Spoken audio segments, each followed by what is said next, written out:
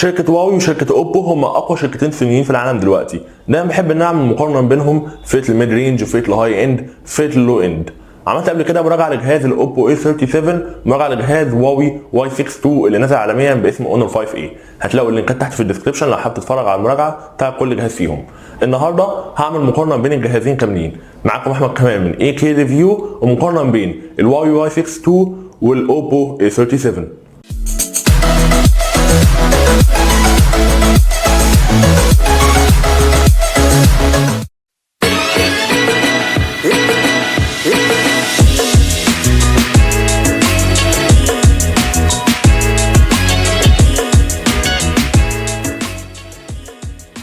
اول حاجه هتكلم عليها هي التصميم بتاع الجهازين. ابعاد الهواوي Y6 II اللي معروف بره باسم الاونر 5A هي 154.3 ملم للطول، 77.1 ملم للعرض، 8.5 ملم للسمك، والوزن بتاعه 168 جرام. اما الاوبو A37 فهو بيجي ب 143.1 ملم للطول، 71 ملم للعرض، 7.7 ملم للسمك، ووزن الجهاز 136 جرام. اما بالنسبه للخامات فالاوبو A37 بيجي بتصميم معمول من معدن على عكس الاونر 5A، ولكن الحقيقه بسبب حجم شاشه الجهاز الصغير ما كانش بيبقى مريح في ايديا قوي زي الاونر 5A. شاشه الهواوي Y6 II هي شاشه IPS بعجم 5.5 انش بجوده 267 بكسل بير انش. اما الاوبو A37 فهو بيجي برضه بشاشه IPS لكن بحجم اصغر شويه 5 انش وبجوده 294 بكسل بير انش، وزياده عليها طبقه حمايه كورنينج جوريلا جلاس 4 على عكس الهواوي Y6 II اللي مبيجيش عليه اي طبقه حمايه.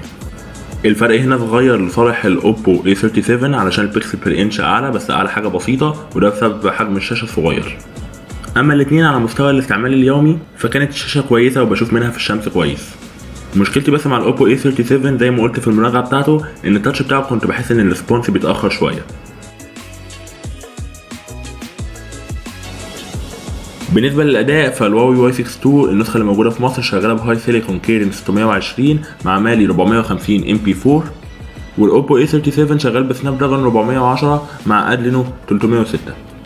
طبعا السي بي يو اللي كانت موجوده في الهواوي Y6 II احسن، هي شغاله اوكتا كور 1.2 جيجا هرتز كورتكس A53، والسي بي يو اللي في اوبو A37 كانت كواد كور 1.2 جيجا هرتز كورتكس A53.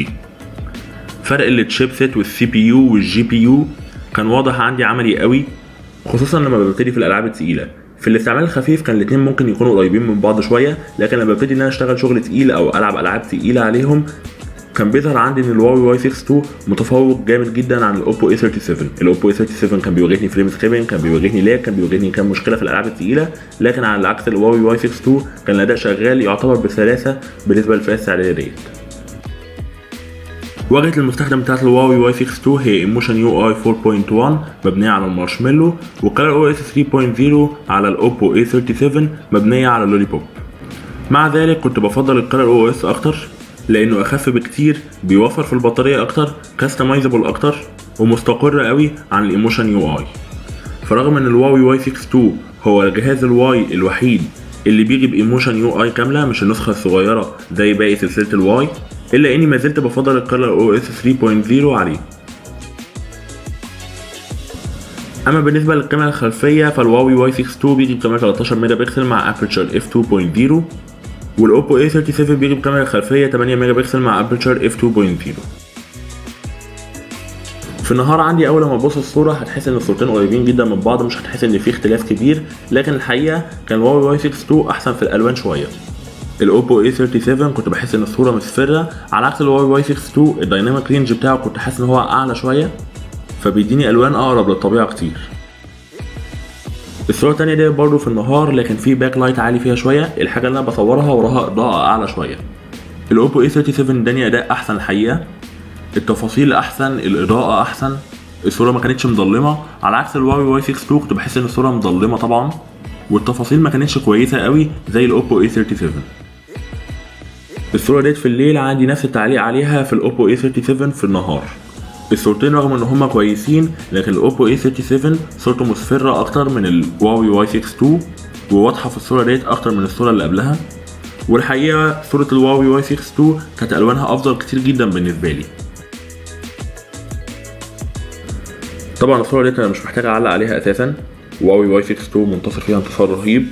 الاوبو اي 37 اداني اداء فيها ما كنتش متوقعه خالص، الصوره سوفت قوي ناعمه قوي، الوانها داخله على بعض. الهواوي واي 6 2 كان بيديني صوره شارب اكتر، الوانها مظبوطه اكتر، وفي المجمل الصوره احسن كتير طبعا الحقيقه. الكاميرا الاماميه عندي في الهواوي واي 6 2 هي 8 ميجا بكسل مع ابرتشر اف 2.0، والكاميرا الاماميه في الاوبو اي 37 هي 5 ميجا بكسل مع ابرتشر اف 2.4.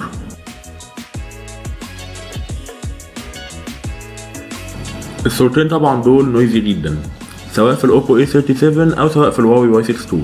الهواوي واي 6 2 ازيد شويه فيه النويز عشان الصوره شارب اكتر، لكن على الناحيه التانيه الاوبو اي 37 الصوره رغم ان هي نويزي برضه لكن ناعمه، التفاصيل فيها مش كويسه زي الهواوي واي 6 2. ميزتها بس ان هي الزاويه بتاعتها اوسع شويه، فانت لو بتحب تتصور مع اصحابك هتكون الصوره ديت افيد ليك او الكاميرا ديت افيد ليك، لان انا حسيت ان الزاويه بتاعت الهواوي واي 6 2 اصغر كتير من الاوبو اي 37 في التصوير الحقيقه بالكاميرا الاماميه. بالنسبه للالوان الاتنين ما كانوش مختلفين كتير عن بعض، كان تقريبا نفس الاداء، وكانت الوان الاتنين كويسين نسبيا. بطاريه الهواوي واي 6 2 هي 3100 ملي امبير، وبطاريه الاوبو اي 37 هي 2630 ملي امبير.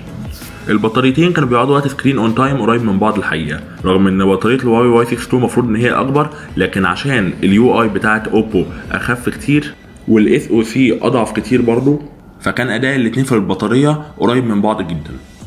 اما مشكلتي مع الاوبو اي 37 في البطاريه هي مده الشحن بتاعته، رغم ان البطاريه تعتبر صغيره لكن كانت بتشحن في 3 ساعات. 3 ساعات وقت كتير جدا ان انا اشحن فيه بطاريه بالحجم دوت.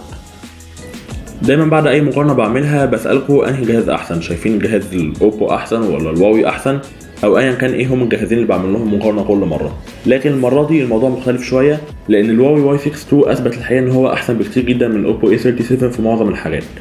اداء البطاريه بتاعت الاثنين قريب من بعض، مع افضليه للهواوي واي 6 2 عشان بيشحن اسرع من الاوبو اي 37. الكاميرا الهواوي واي 6 2 يا اما كان بيتعادل مع الاوبو اي 37 يا اما كان بيبقى احسن منه في الصوره. البرفورمانس والاداء بتاع الجهازين طبعا كان فيه انتصار رهيب للهواوي واي 6 2. والشاشه اللي هي الحاجه الوحيده تقريبا اللي الاوبو اي 37 احسن فيها من الهواوي واي 6 2 عشان بيكسل بير انش اعلى، رغم ان هي اعلى بحاجه بسيطه، ولكن عليها طبقه حمايه كورنينج جوريلا جلاس 4 ودي بتميزها عن الهواوي واي 6 2. الا ان التاتش ريسبونس بتاعها كان تقيل وان هي كانت بتاخر شويه مع ما تستجيب معايا، فبرضه بفضل الشاشه بتاعت الهواوي واي 6 2 عنها. فملخص المراجعه بتاعت الجهازين دول والمقارنه بينهم، لو انت عايز جهاز شكله حلو التصميم بتاعه كويس يبقى اتفق في الاوبو اي 37. عايز اي حاجه تانية غير تصميم، سواء كاميرا سواء اداء سواء بطاريه اي حاجه تانية بكل معنى الكلمه، كان الهواوي واي 6 2 احسن كتير جدا معايا.